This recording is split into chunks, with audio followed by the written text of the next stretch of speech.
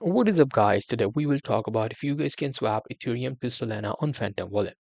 Well, for that, we will open up our Phantom Wallet, and this is how the Phantom Wallet will look like.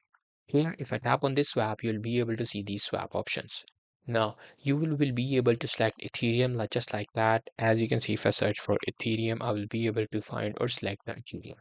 Now, as you can see, these are some unverified tokens from the, from Phantom Wallet, which does not allow them to actually transfer the cryptocurrency. So if you want to transfer directly Ethereum to Solana, you won't be able to do that. However, if you have some of the Ethereum assets, like there is, as we know, that Ethereum is a network chain and it has a lot of assets. If you have that, you will be able to select it and you will be able to exchange it with Solana if it is possible. So you can always check if it is possible or not. That's very much it. That's what you guys can do. If you cannot do it, you just have to select any other crypto wallet or any other exchange which allow you to do that. Hope you guys find this video helpful.